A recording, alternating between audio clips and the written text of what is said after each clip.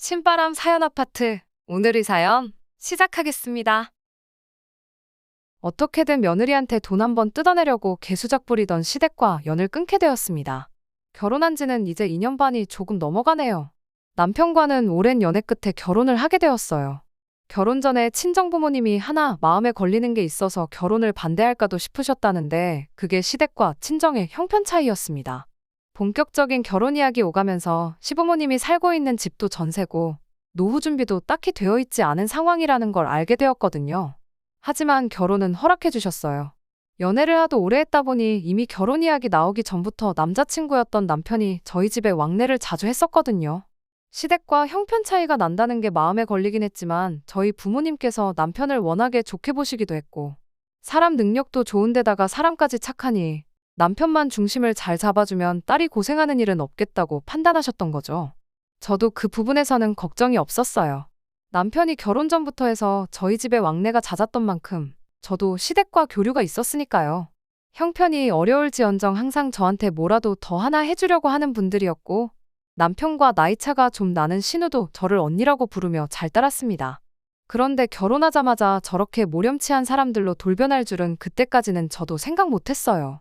남편 월급이 500 조금 넘어요. 제 월급이 300인데 2배까지는 아니지만 차이가 많이 나는 편이죠. 사회초년생일 때부터 저축도 착실하게 했고 그 돈으로 재테크도 살뜰하게 잘했다 보니 어려운 시댁 형편과는 별개로 남편이 모아놓은 돈만 해도 2억이 넘었습니다. 그 돈 전부 결혼 자금으로 가져왔고요. 저는 5천 가지고 결혼했어요. 신혼살림은 친정 부모님 명의로 따로 가지고 계신 아파트에 차리기로 했습니다. 그러면서 저희가 모아놓은 돈 2억 5천 중 1억 5천을 전세금 명목으로 친정부모님께 드렸고요. 나머지 1억은 전반적인 결혼 비용과 혼수 그리고 차 한 대 뽑는 데 사용했습니다. 2억 5천이면 대출 껴서 자가로 신혼집을 새로 구하는 방법도 있었어요. 저희도 그걸 생각 안 해본 건 아니에요. 하지만 친정부모님이 저희한테 내주신 집이 위치가 워낙에 좋았다 보니 여러모로 장점이 많았어요.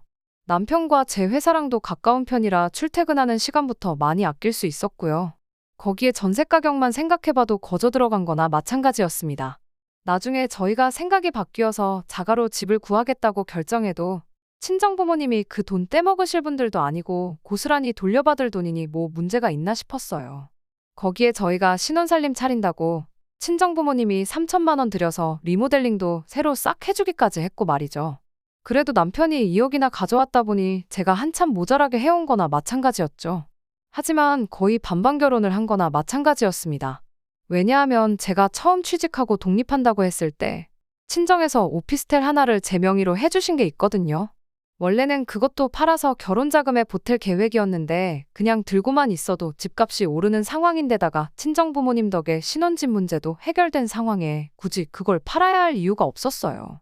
차라리 월세 수입을 노리는 편이 훨씬 더 좋다고 생각해서 결혼하면서 그 오피스텔에 곧바로 세입자를 구했습니다. 좋은 사람들과 한 가족이 되었구나 생각했는데 그런 시어머니랑 신우가 돌변해버린 건 결혼하자마자부터였어요. 천천히 하나씩 본심을 드러냈다면 가랑비에 옷 젖는 거 마냥 그러려니 하고 어느 정도 넘어가줬을 텐데 너무 대놓고 그 속을 다 드러내더라고요. 신혼여행을 다녀오고 나서 그 주 주말에 시댁에 잘 다녀왔다고 인사드리러 갔어요. 신혼여행은 하와이로 다녀왔는데 가기 전에 신우가 거기에 어디 아울렛인가를 가면 명품을 엄청 싸게 판다더라 하면서 이야기를 꺼낸 적이 있었거든요. 저는 당연히 그게 명품 쇼핑하려면 어디 아울렛을 가라고 저한테 귀뜸해주는 거라고 생각했는데 그게 아니고 대놓고 자기 줄 명품 좀 사가지고 오라는 소리였네요. 애초에 남편과 저는 쇼핑에 큰 관심이 없었다 보니 가서도 그냥 맛집 찾아다니고 바다 구경하고 푹 쉬다 온 게 전부였어요. 쇼핑을 아예 안 한 건 아닌데 선물 사겠다고 기념품 가게 같은 데 다녀온 게 전부였거든요. 시댁 도착해서 신우랑 시부모님한테 거기서 사온 기념품 선물을 건넸더니 신우가 누가 이딴 거 사다 달라 그랬냐고 하면서 내 명품 어딨냐고 질질 짜기 시작했어요.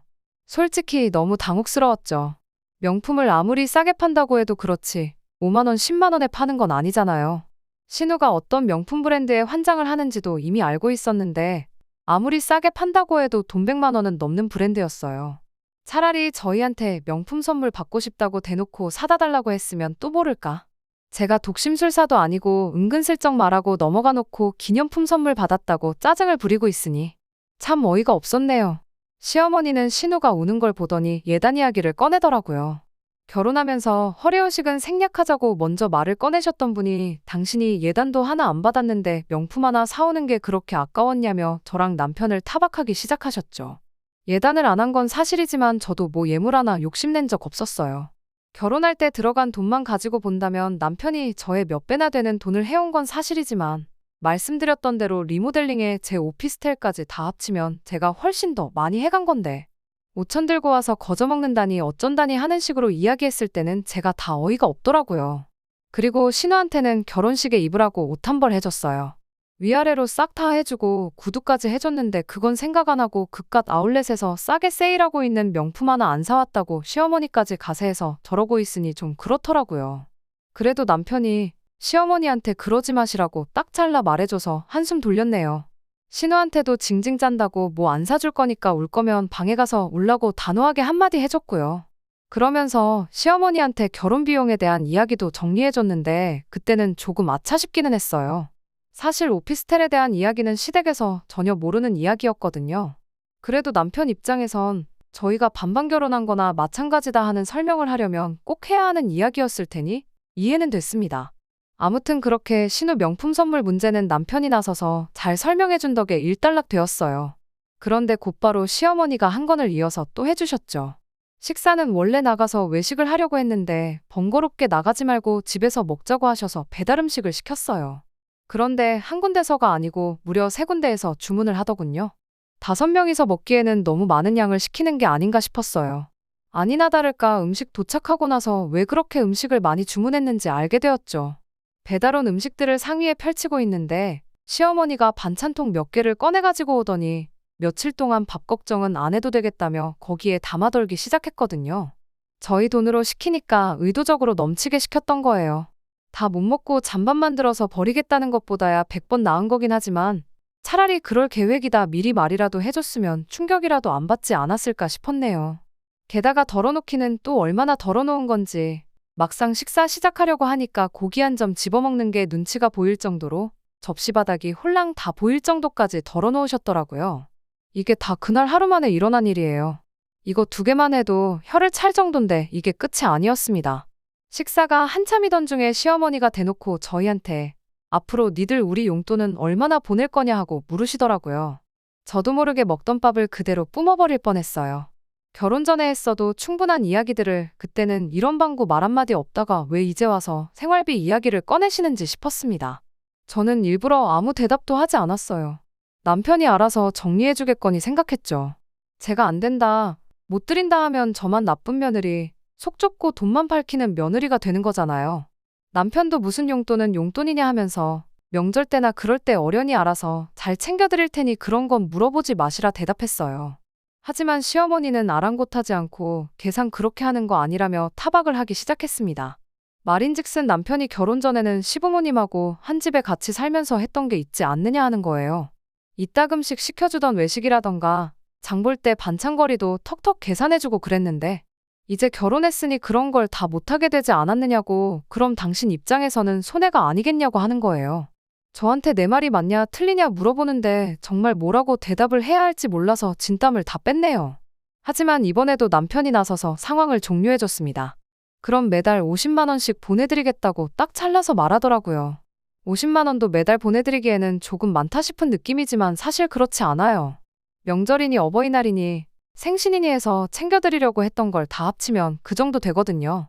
조삼모사나 다름없다는 걸 남편이 이거 매달 드리는 대신 따로 챙겨드리는 건 없을 거라고 딱 잘라 말하는 순간에 저도 눈치를 챌 수 있었네요. 시어머니는 50이 너무 적은 거 아니냐며 이 집에 당신들 둘만 있는 게 아니라 신우도 있으니 못해도 100만 원 정도 받아야 되는 거 아니냐고 곧바로 남편 제안을 받아쳤어요. 남편은 그 말이 끝나기 무섭게 모자란 50은 집에서 놀고 먹는 신우 취직 좀 하라고 보채서 신우 취직하거든 신우한테 생활비로 받으시라 딱 잘라줬어요.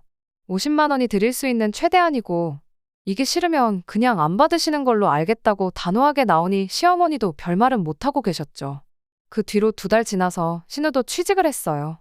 시댁에서 들들 볶아서 한 건지는 모르겠지만 그래도 신우도 사회생활을 시작했으니 철이 들지 않겠나 그렇게 생각했네요. 신우 능력의 남편처럼 좋은 회사는 당연히 꿈도 못 꾸는 상황이었고 평범한 중소기업 사무직일을 시작했어요.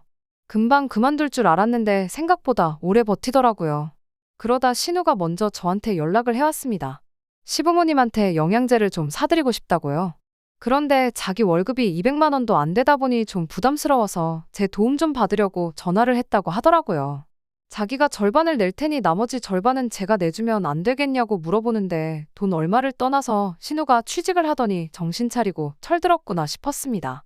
그런데 남편한테는 비밀로 좀 해주면 좋겠다고 하더라고요. 왜냐고 물어봤더니 남편이 그때 용돈 문제에 대해서 못 박아놓은 게 있다 보니 괜히 알게 되었을 때 뭐 문제라도 되지 않을까 걱정이 된다고 하는데 다른 것도 아니고 건강 때문에 먹는 영양제인데 그거 절반 내주는 게 뭐 어려운 일인가 싶어 흔쾌히 알겠다고 했습니다. 처음엔 저도 뿌듯했는데 뭔가 점점 안 좋은 예감이 드는 게 이건 아니다 싶은 생각이 들더라고요. 왜냐하면 그때부터 한 주 걸러 한 번씩 신우가 영양제 노래를 부르기 시작했기 때문이에요. 어디에 뭐가 좋다더라 하면서 계속해서 저한테 영양제 값을 도와달라고 하는데 그 종류만 해도 거의 15개가 넘어가기 시작했거든요. 신우는 저보고 TV도 안 보냐면서 TV에 나오는 어떤 의사 선생님은 하루에 영양제만 40개씩 먹는다더라 하면서 15개는 많은 것도 아니라고 하면서 엄마 건강 챙기는 게 못마땅하느냐고 그러더라고요. 보통 안 좋은 예감은 틀리는 법이 없다잖아요. 그때 저도 뭔가 다른 꿍꿍이 속이 있겠구나 하는 걸 느꼈어요. 영양제 값 절반밖에 내주진 않지만 종류가 워낙에 많았다 보니 저도 제 용돈으로 더 내주기에 부담스러운 수준이었거든요. 그런데 월급 200도 못 받는다는 신우는 오죽하지 않았겠냐 싶었어요. 실제로 주고 있는지는 모르지만 시어머니한테 생활비로 50씩 주고 있다 계산해보면 더더욱이 신우가 그런 거 해줄 여유가 없다는 건 안 봐도 딱 알겠을 정도였으니 말이죠. 그래서 남편하고 함께해서 시댁 식구들하고 한번 보기로 했어요.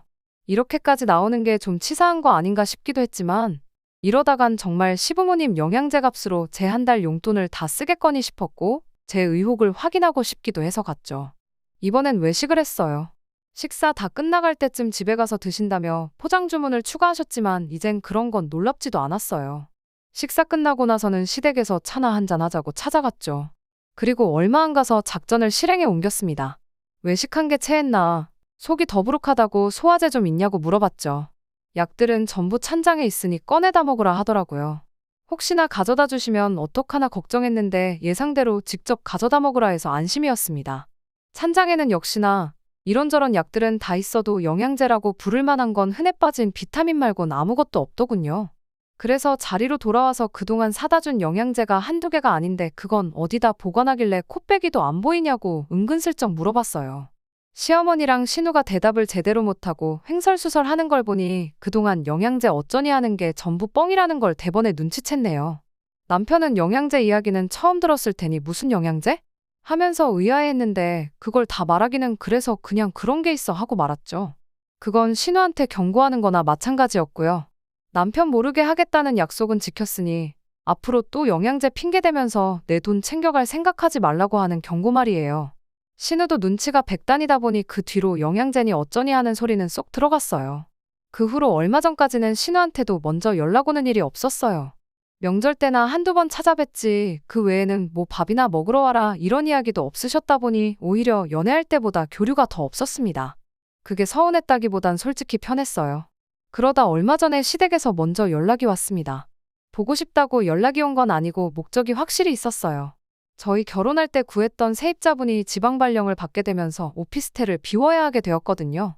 그래서 새로 세입자를 구해야 했는데 신우랑 시어머니가 그 사실을 알고는 연락을 해왔던 거예요.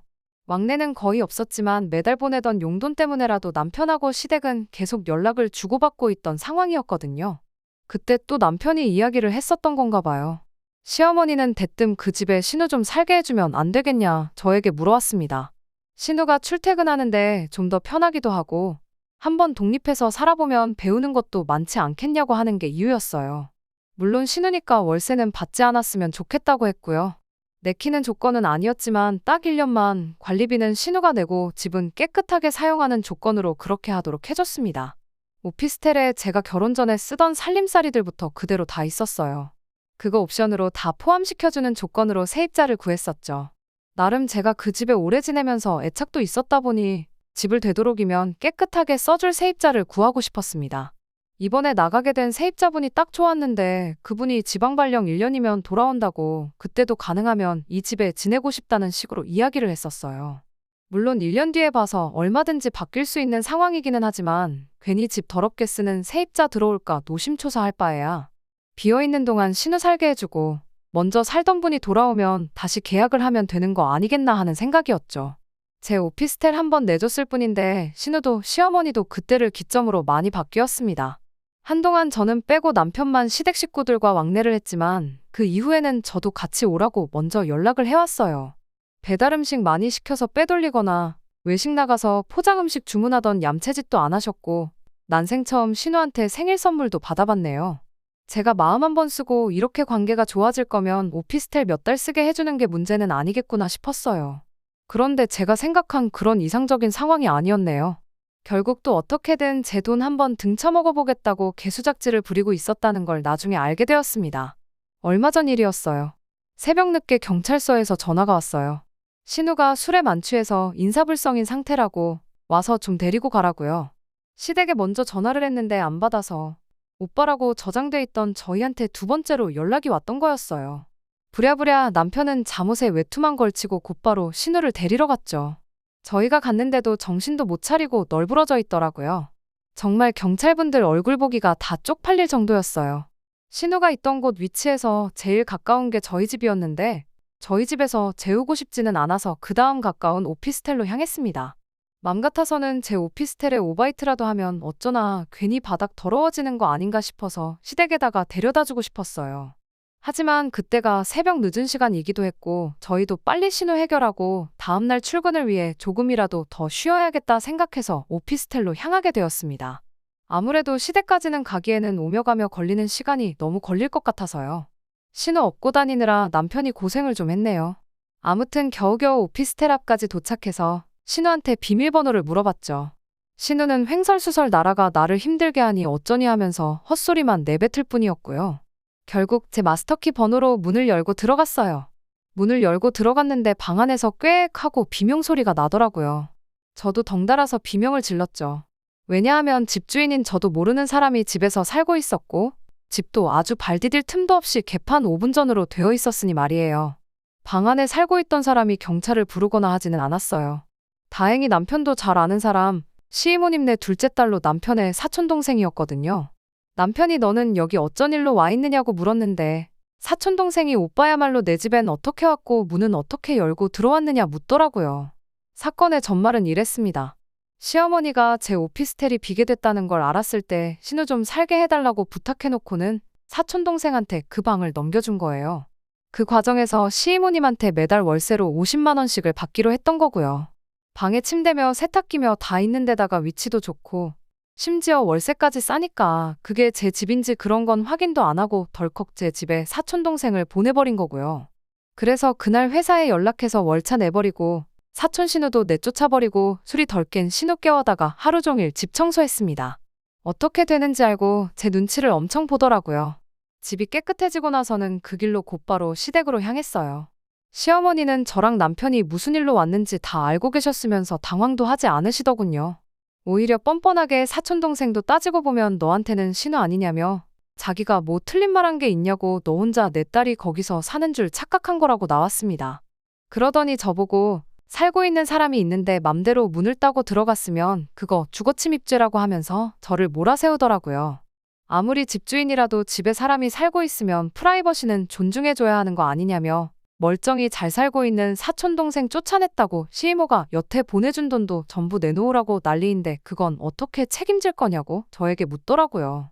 그래서 저도 주거침입죄라고 하셨냐고 한마디 했네요. 애초에 그냥 비어있는 제 집에 신우 들어가 살게 해준 거라 계약서도 쓴 적 없어요. 썼다고 해도 신우 본인이 아니라 전혀 애먼 사람이 들어가 살고 있었으니 그것 또한 주거침입 아니겠냐고 한마디 했죠. 거기에 쭉 살고 있었으니 무단점거도 추가하고 그러면 볼만하겠다고. 그러다가 신우한테 그게 아니고 신우를 사기죄로 고소를 하는 게 낫겠다고 하니 신우도 그렇고 시어머니도 그렇고 결국 저한테 미안하다고 꼬리를 내리더군요. 결국에는 남편이 보내주던 생활비 50만 원이 너무 적어서 그랬다고 전부 다 실토했어요. 애초부터 매달 100만 원을 줬으면 이렇게까지 안 했을 거라며 오히려 자기들을 그렇게까지 만든 게 다 저희 탓이라고 몰아가더라고요. 남편이 그 상황에서 우리 아직 집도절도 없어서고 장인 장모님 명의 집에 얹혀 사는 거나 마찬가지인 거 모르시냐고 말을 꺼내더군요. 할 말이 많아 보였는데 더 이상 아무 말 하지 않았어요. 더 말해봐야 자기 입만 아픈 거 아니겠냐며 그냥 보내주던 50만 원도 앞으로는 안 보내겠다고 그나마 해주고 있던 경제적 지원도 끊어버렸습니다. 그러면서 자연스럽게 연도 끊어져 버리게 되었어요. 다른 점이 있다면 이젠 시댁에서 저한테 연락이 온다는 거예요. 전에는 남편하고만 연락 주고받고 저랑은 연락을 전혀 안 했는데 이젠 그 입장이 뒤바뀐 거죠. 시어머니도 신우도 입을 모아 저한테 남편한테 말 좀 잘 해달라는 식으로 연락을 해옵니다. 하지만 뭐 제가 어떻게 할 수 있는 건 아니다 싶어요. 시댁과 푸는 것도 남편이 정할 일이고 계속 연을 끊고 지내는 것도 남편이 정할 일이라고 생각해요. 저까지 나서서 연락을 씹고 무시할 생각까진 없지만 시댁 관련해서 결정을 내리는 건 언제나 그래왔듯 남편에게 맡길 생각입니다. 적어도 제 남편은 남이 편 남편이 아니고 제 편인 남편이라 얼마나 다행인지 모르겠네요. 끝까지 들어주셔서 감사합니다.